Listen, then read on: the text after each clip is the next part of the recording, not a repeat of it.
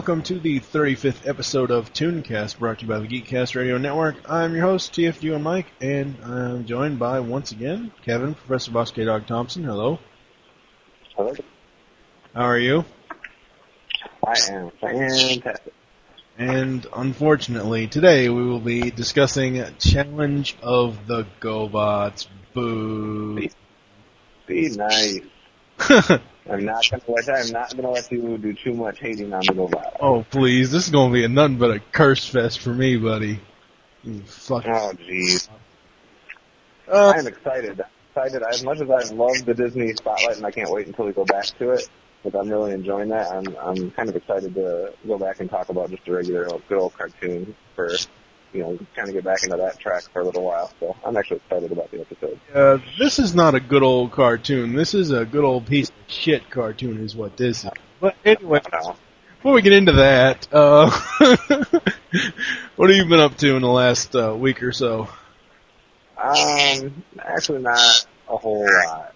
I'm trying to finish up, I'm doing a thing where I'm ranking the top 50 movies of the decade for the 80s, the 90s, and the, whatever you want to call it, 2000s, double ops, whatever you want to call it. But I'm just finalizing my top 50 list for each of those decades, and I'm going to make a post probably on my Facebook or somewhere sometime at the end of this week. So other than that, I haven't been doing a whole lot. Yeah, it's been a busy couple of weeks. We've got, because, again, this episode won't go out until the last week of January. The last week of January. No. Hell, I don't know when the hell it's going out. I don't know.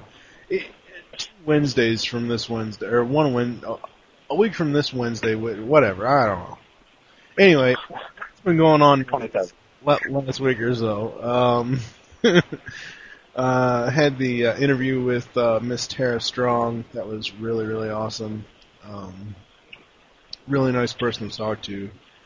She actually told us, I kind of grabbed a question from the Radio Free Cybertron crew when they talked to Gary Chalk before we did, about what is your strangest fan experience. Well, we asked that to Tara, and her response was a girl asked her to sign her butt.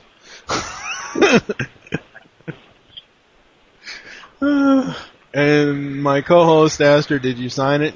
Yeah, it was a pretty nice butt, is what Tara's response was. So, yeah, that was a really cool experience to be able to interview her. We, GCast Radio, we're just blasting off with content. Not only this show, M-Wire, Beast Unleashed is blasting off as well. We're getting ready to record episode 2 here soon. And then on the, I believe the week of the release for this one, that Tuesday before this releases, Lupus Convoy from TFW and I will be starting the Secret Origins podcast, which is a review show of all 91 episodes of Justice League. So, yeah, we're pretty fucking busy around here. The one show I won't be jealous of you being a part of. What the hell is your problem with Justice League?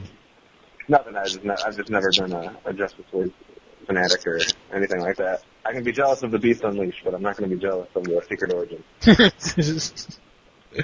Well, if you had internet access, you could actually listen to the episode. You can just call into the voicemail line and leave your own thoughts, and we'll play voicemails. Voicemail numbers 502-526-5821. Anyone can leave voicemails for any of the shows. Yes. Be the voicemail stalker. What? I'll be a voicemail stalker. God.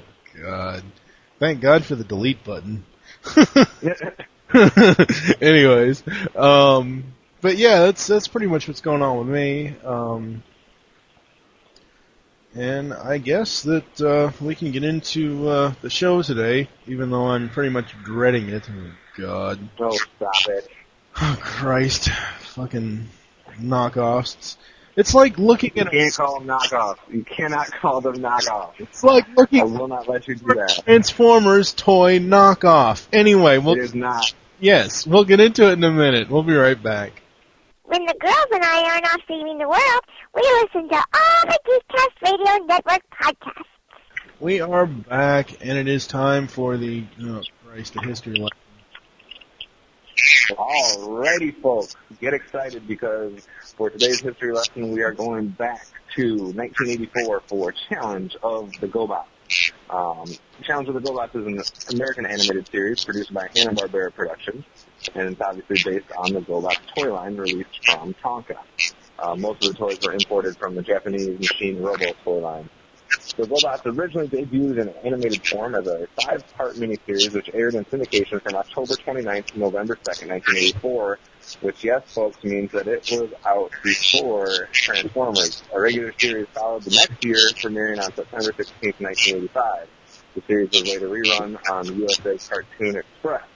That does it for your non-knockoff Gobots history lesson. Let's move on to some general memories. Fucking knockoff. And I do have to, why don't you go into your general memories, because I want to look something up, because I think that information is wrong. It might be wrong, but I know it did air before Transformers. Well, I can shit on that, but go ahead and general memories. General memories, I definitely remember watching this show as a kid. Not everybody was the right age at the right time, but I definitely was, and I actually was watching both Transformers and Gobots as they were originally airing. And I will admit, for a while, I watched them both pretty regularly. And I didn't necessarily, at first, well, I shouldn't say that. I did have a favorite right from the beginning, but I still watched them both. I obviously preferred Transformers more, and we'll get into the comparisons of them a lot later. But I remember watching the show. I actually didn't mind the show as a kid. As a kid, I enjoyed watching the show. I enjoyed the characters. I actually, even though it was a completely different look and it maybe kind of a cheaper look, I actually enjoyed the look of the show.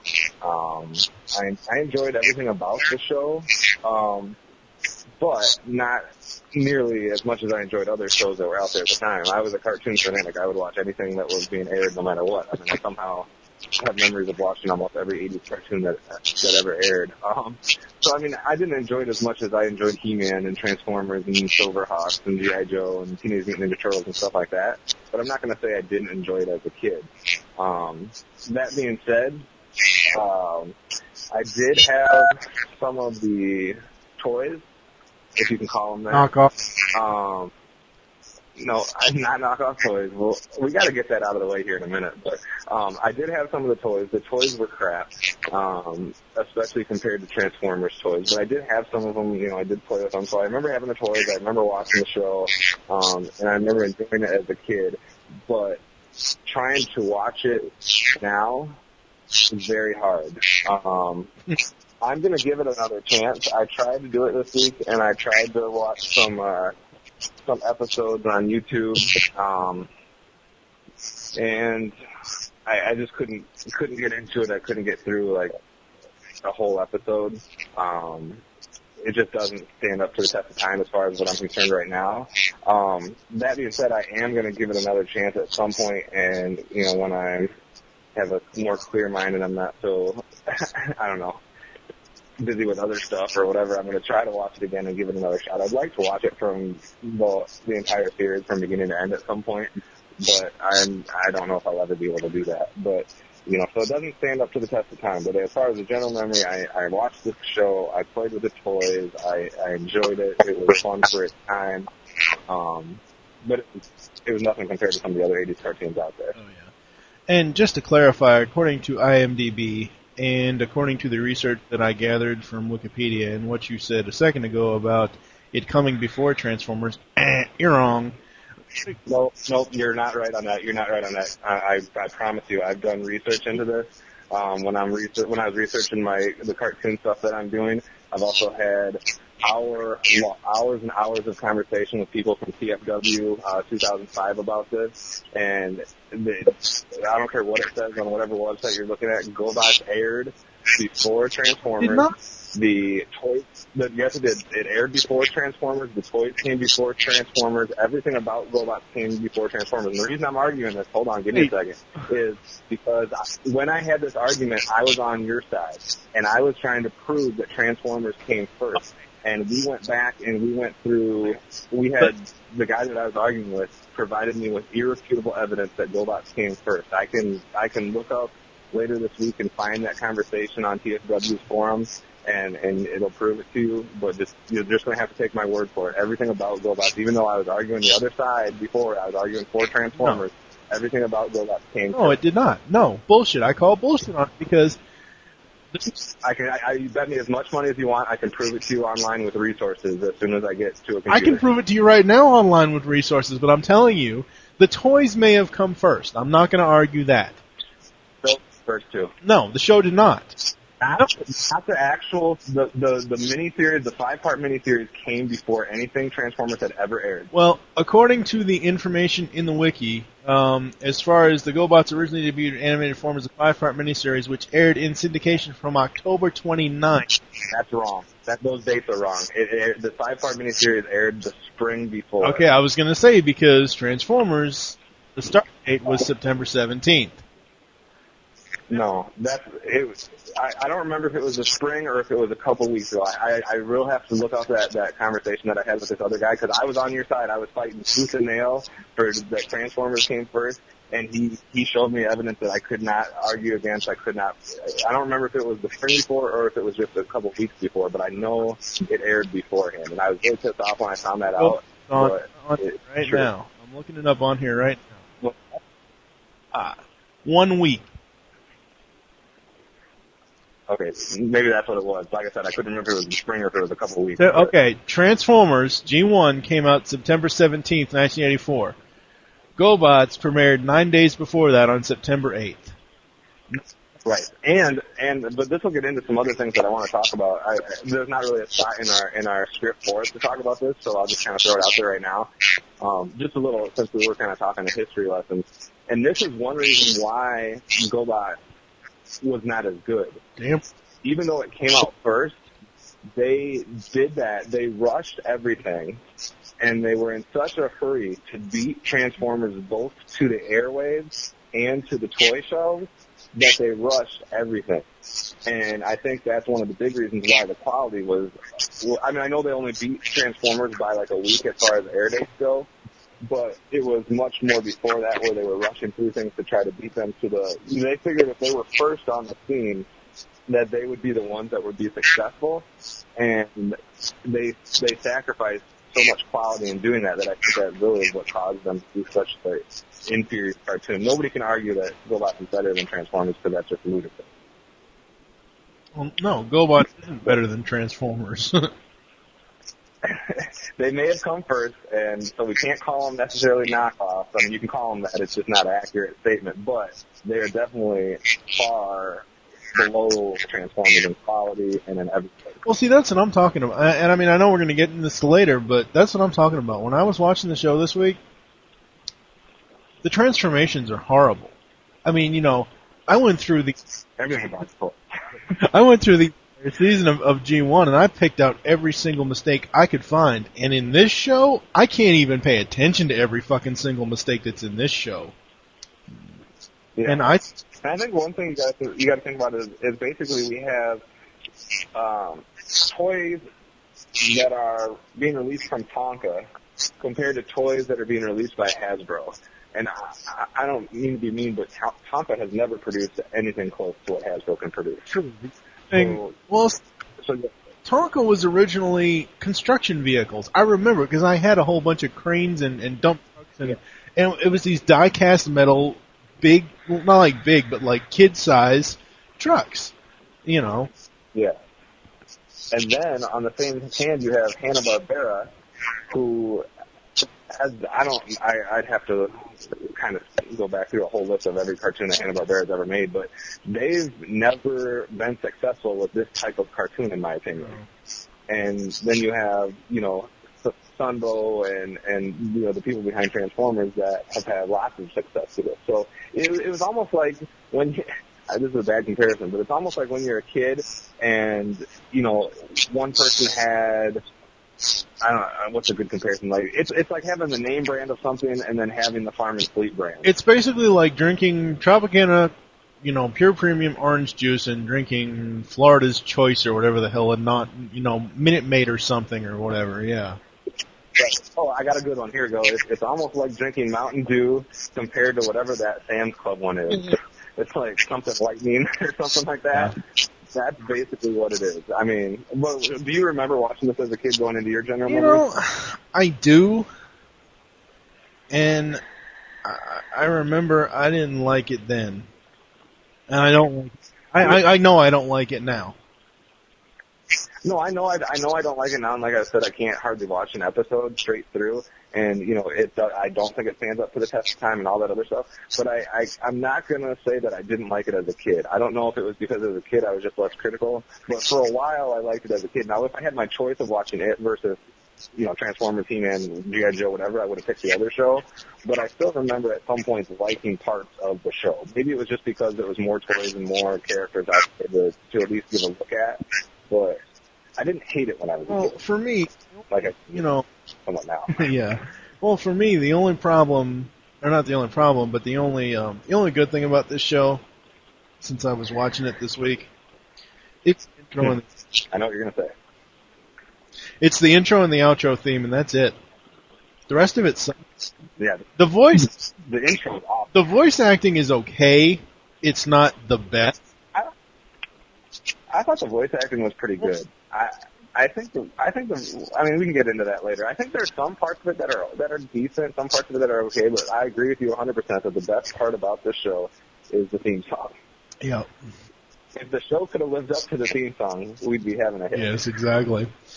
Do we want to go over the characters, or do we just want to go to the cast themselves? I just briefly want to go over the characters. And I don't want to go into who's who and all this other stuff. I just want to say a couple things. One thing that just screamed at me, generic, secondhand cartoon, was the names of these freaking characters. The names of the characters are terrible. And you don't need to go any further than the number one good guy being named Leader 1. That's terrible. Yeah. That's the least creative name. I can give you, go ahead and have, I mean, these names aren't good, but go ahead and have a Turbo and a Scoop and a Crasher, even though those are some of the most common character names for, I mean, it doesn't seem like it takes much creativity, but they're not as bad as Leader 1. Leader 1's just a bad name for a character. I don't mind, I guess, Sidekill and Copter, I guess, whatever, maybe they're somewhat more creative, but the names of all these characters are just, they're just terrible. Alright, I got a question. I don't know. I know Nissan has been around for a very long time. Hopefully they were around when this show was created, because they could sue these people. They have a character named Pathfinder. What the hell? And they did, I think there has been some issues with some of the, whatever you want to call them, trademarks and certain stuff. They did get certain names trademarked, and we'll talk about that a little bit later, but, you know, like Gobots, Sidekill, Leader 1, some of those are trademarked, but I am pretty sure if they ever wanted to produce, like not that they'll never do this, and we'll get into the reasons why they'll never do this later, but, like, let's say they wanted to come out with a commemorative line of toys, they would not be able to come out with toys for half the characters, or they'd have to rename them. It's kind of like what Transformers had to deal with Skyfire. Yeah. And then Decepticons, when they came out with their collective, you know, the commemorative edition, they would have to do that with almost every name of their characters. What the hell kind of a name is Rescue? Isn't it supposed to be Rescue, not Rescue? That makes God. They thought they were clever with all their little hyphenated words and different takes on stuff. And I mean, Screwhead has the name of the character. That's basically, I don't know. God, horrible. Everything about. The names were terrible, and if you're going to have a successful cartoon, you got to have cool names. You got to have names that kids are like, that guy sounds cool. Like, yeah. You know, it doesn't. You look at all the successful cartoons out there. You have cool names. Like, look at your bad guys. I mean, like a Cobra Commander, or like a Megatron, or like a Skeletor. Those are cool names. Cycle and Leader One are not going to carry the franchise. DC. That's all I wanted to say on the characters. I'm not going into all the characters. Some of the characters annoyed me. I can't remember if it was Turbo or Scooter, but one of them annoyed the piss out of me. Yeah, it was probably Scooter. But I'm just scrolling. And if Crasher is not one of the most disturbing female characters in history. Oh, yeah, she is. I mean, she just screams. I'm not going to say anything because I don't want to piss off certain parts of our population, but she screams something. Mm-hmm. DC Comics can sue these creators because they have a character named Zod in here. No damn sense. Alright. They were in such a rush that they just apparently didn't want to take the time to come up with cool names. Alright, the cast is good, though. Yeah. The cast is actually pretty good. Yeah. For the most part. You have a lot of people that were doing Transformers and Gobots at the same time, which just seems so weird, because they were competing against each other. But when you're a voice actor, you're not really concerned about who's going up against who, I guess. You're just trying to work and get a job. But there's at least 1, 2, 3, 4, 5 people that were doing both shows. Oh, yeah. We'll just run down. I'll give you a few of the famous names just so you're aware of who they are. The 5 that have done Transformers, obviously, you have Arthur Berghart, who was one of the main characters with Copter and Turbo. You have Dick Gaudier, I always say his name wrong, but with Claws. I think BJ Ward at one point had something to do with Transformers, but maybe not. Smallfoot, and then, of course, the main 2 there with Peter Cullen and, like always, Frank Welker. Frank Welker playing a little bit bigger of a part since he was Scooter, which is one of the main characters, but Peter Cullen also had a couple roles on there. Yeah. I actually have all of those Peter Cullen roles and Frank Welker roles up on BehindTheVoiceActors.com if you want to hear Frank Welker or Peter Cullen doing it, the Gobot voices. And I hope this is accurate. Of course, I got it from IMDb, but apparently Andrea Romano was the voice director, casting director on this. Surprise, surprise. I need to go back and count how many shows. Of course, once we get to the end of the podcast, she'll be the voice director for the last 8 episodes. But anyway, if that doesn't give you a hint to what the end of this show is, I don't know what you're smoking. You want to talk about any of the I don't know why I even put the episode list in here. I don't even really care about the episode list. Yeah. Episodes aren't important. I don't know. It was going into the behind the scenes here, whatever. It was directed by Arthur Davis, Reed Robbins. The only name on there I recognize is Carl Obama, but I don't remember why I recognize it. Carl Obama?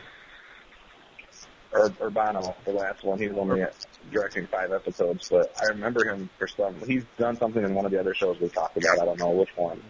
I recognize Tom Ruger from the writing credits. The writing credits are interesting, and that's probably one reason why this show is terrible. I shouldn't say too much. I don't know if Jeff Siegel, I assume he's done a lot of other stuff, because that's a very familiar name. And Tom Ruger's obviously good. I don't know if Kelly Ward is somehow related to BJ, but there's 3 Wards involved with the show. Kelly Ward, Kirby Ward, and BJ Ward. I don't know if they're related at all or not. But it has 2 of the worst Transformers writers on the list here, with Doug Booth and Don Glut. So maybe it's no surprise that some of these episodes are terrible. I'm actually surprised to see Alan Burnett's name here, because he was one of the writers and creators of a lot of the DC Animated Universe cartoons. I'm very surprised to see his name here. But yeah, again, this show sucks. Can't say it enough times, people. This show sucks. It was alright for its time, but it's nothing that you should be watching now. It's nothing that you need to own on DVD. But it was alright for the 80s. It had it played its part. You know, it gave Transformers some competition for a tiny bit. But, you know, it has its place in the 80s history. Yeah, a very, very morbid place in history. Anyway, basically, I'm going to do like a 2-second synopsis here. We have giant robots that are fighting each other. One are called Guardians, the other are called Renegades. Yeah, if that's not Autobot and Decepticon, I don't know what fucking is, these goddamn knockoffs. Can't call them knockoffs. Stop doing I don't that. care, they are. They just fucking are. They're cheap. You gotta explain how These are things that you would go to a thrift store to get rather than go to Toys R Us and get real Transformers. The knockoff implies that they stole something from Transformers. They Like that they stole the idea or that they copied something. well, anyway. It's just these. Actually, Transformers did actually steal one thing from Gobots. As bad as I want to say it, or as bad as it pains me to say it, they did steal one idea from Gobots. Which was? And that was the Headmaster idea. The idea of fusing the human into the actual robotic form and kind of having it like that partnership type thing. That's basically stolen from Gobots, but they did a much better job with it. Damn right. Every episode that I've seen of Gobots, the humans in the episode were scared, for the most part, like the general like crowd. You know how you have that crowd shot, oh my god, it's a giant fucking robot. Yeah. Just in general, though, the non-characterized humans were scared of both sides regardless. It doesn't matter if they were aliens or renegades or what the hell ever. I don't know. And that might have had something to do with, and I think this is a bad idea, this is a bad decision from the production team or from the writers or whoever was in, one of the head honchos, is the fact that, kind of skipping ahead here, that there was no clear divide between the two factions. There was no way to tell the two apart from an outside perspective. If you're watching the show from the first time, you have no idea who's on whose side, because there's no emblem, there's no color scheme, there's no identifying marks to tell the good guys from the bad guys. Yeah, and with Transformers, it always had red for Autobot and purple for Decepticon. Yeah. And that's just not a wise idea. You need to sell something to kids and to get the kids to snatch on immediately and to have a successful toy line, you need something that's very obvious who's good and who's bad. At least in my opinion. It needs to be clear, just by looking at him, that's a bad guy, that's a good guy. Otherwise, you have kids playing with things and they don't have a damn clue what's going on, and I just think it's a bad idea from them. And just one other thing we skipped, I know it's not that important, but if you are a Gobots fan or if you're trying to get a better idea of what Gobots was like, basically every episode you had good against bad, and you basically had 3 good characters against 3 bad characters. The main 3 good characters being Leader 1, Turbo, and Scooter, one of which is the most annoying cartoon character possibly in history.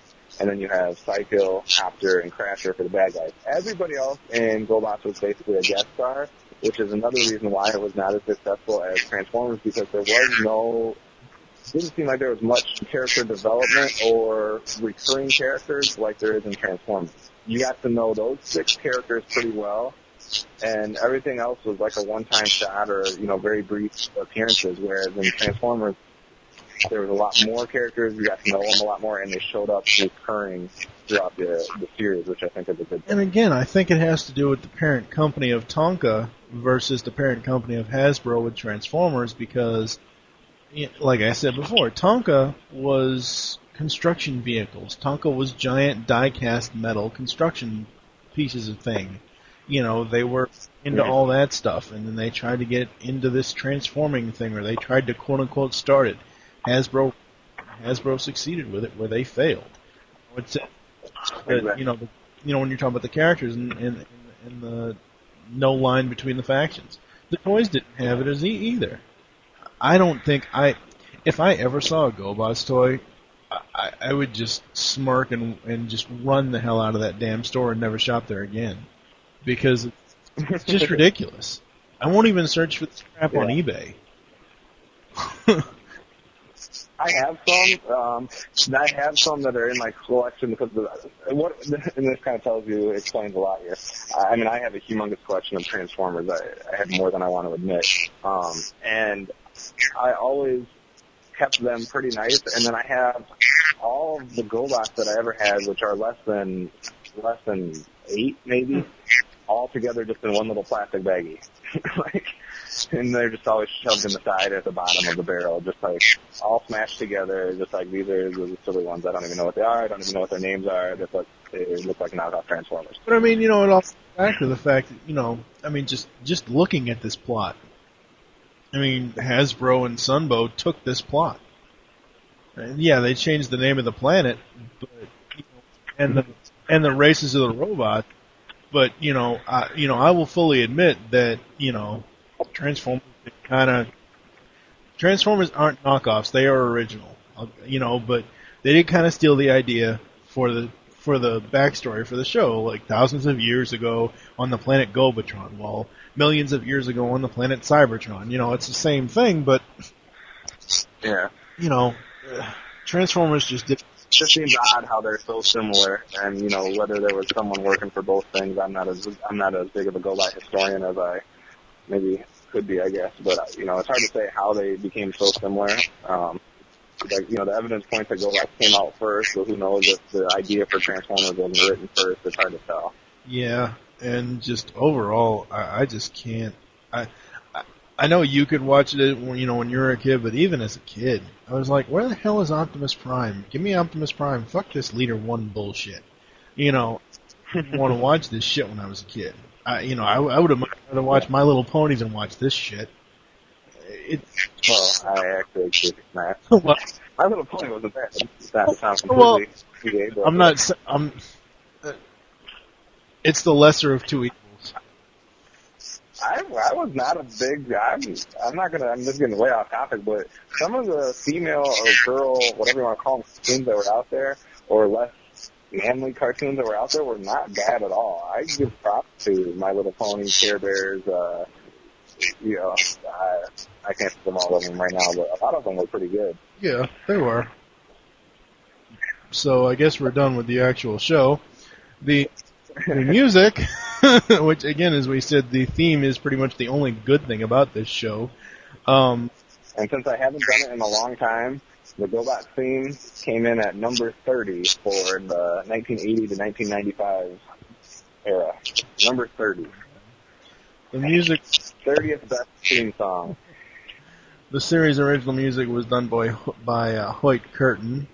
There are no soundtracks according to the information that I have here, so we are going to go straight into the legacy segment.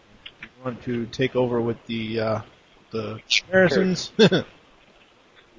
Obviously, the franchises of Gobots and Transformers, like you can tell, have been compared, often been compared due to the obvious similarities. Gobots were technically the first to reach the market, but Transformers became the clear leader in both the marketplace and in pop culture. Examples of the similarities, obviously, both have good robots and evil robots fighting in civil wars. They both transform between robot and vehicle-based forms. Gobotron and Cybertron sound very alike.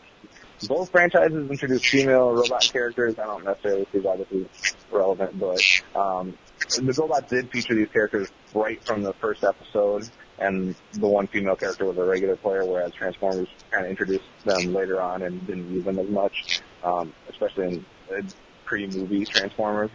Both TV series featured veteran voice actors Frank Welker and Peter Cullen, and I don't even want to read the last one. I had problems with the last one. But there's a lot of comparisons between Gobots and Transformers, like you can tell. Obviously, Transformers is the better one. Transformers can withstand the test of time. You can still, I don't care what anyone says. I know there's Transformer G1 haters out there, especially on PSW. But you can still watch G1 episodes of Transformers and get through them and enjoy them today. Yes, there's a handful of bad ones. But for the most part, you can still watch those. I cannot so far sit through an episode of Gobots from beginning to end. No, like I said, the only reason why I sat through one episode on YouTube was so I could get the intro and outro song. As far as the DVD release, I had to actually search the Gobots movie to get this information. This is not part of Challenge of the Gobots. It's part of the Gobots movie. The film has never been released on DVD. A number of trademarks used, including Gobots, Psykill, and Leader 1, were taken over by Hasbro when they purchased Tonka. the manufacturer of Gobots, in 1991. Hasbro is unlikely to approve the release of the film on DVD, and it would not be in the interest of promoting their Transformers brand. If there would be a release, it's very likely the distributor would be Warner Brothers, as they acquire all of Hanna-Barbera's cartoons. As of 2009, hardly any of Hanna-Barbera's 80s catalog, including Challenge of the Gobots, has been released on DVD. The film has been released on VHS in America and the UK and Australia, amongst other locales.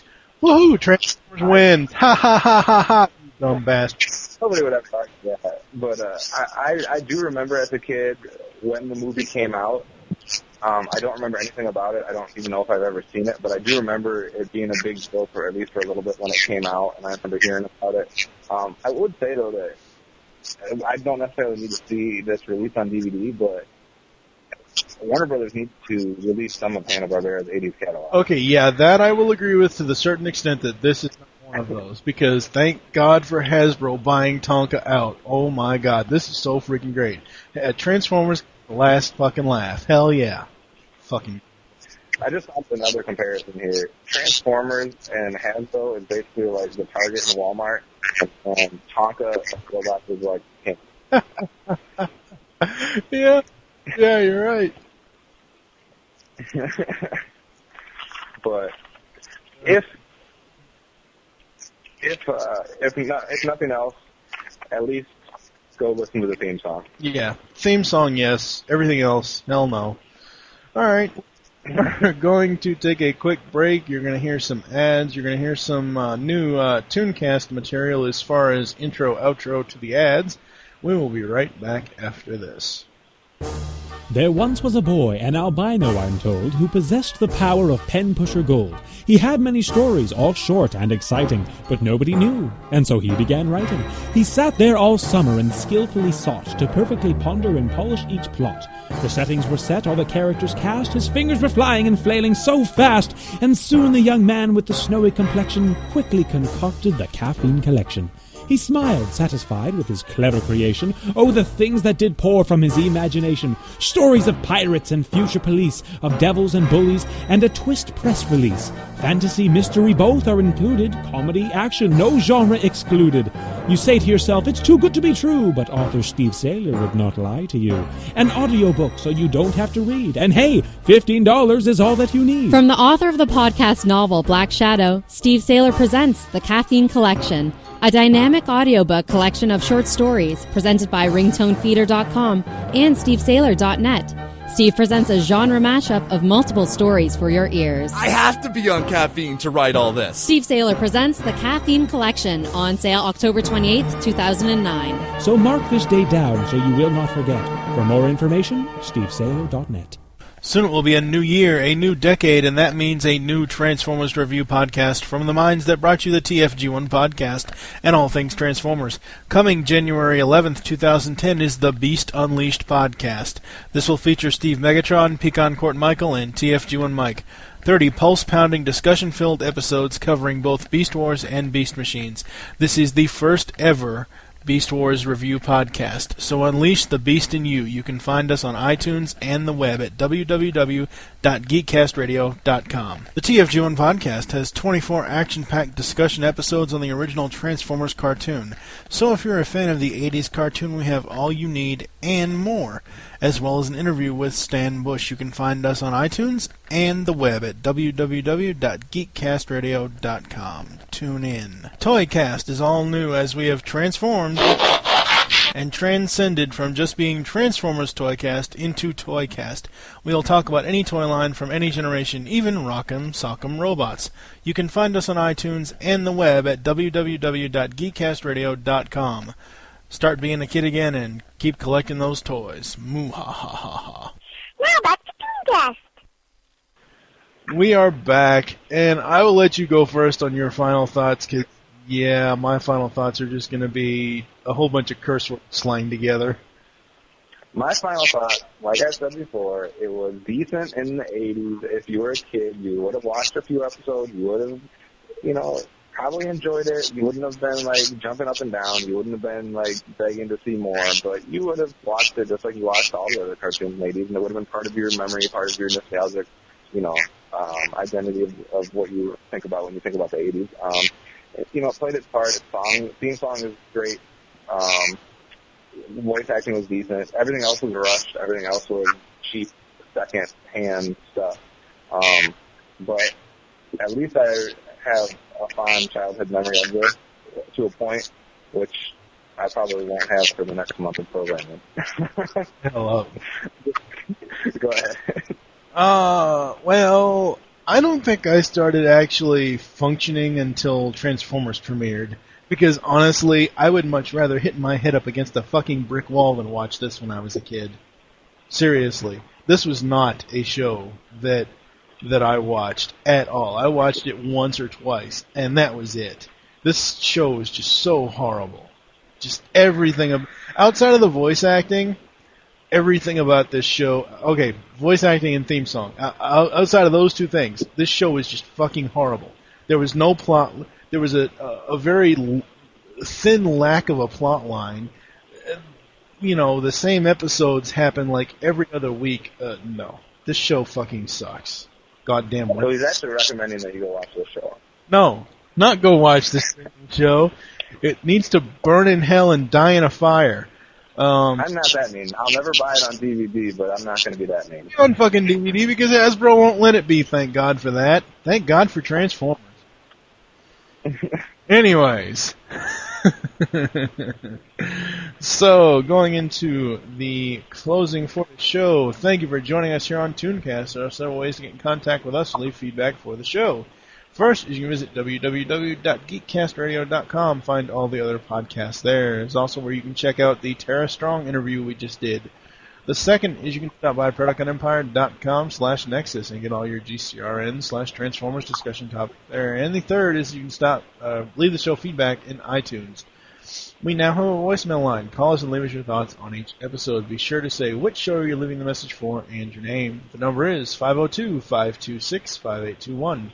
We have Twitters. The show name there is GCRN ToonCast. Mine is TFG1Mike. And what is your Twitter? Fox K Dog.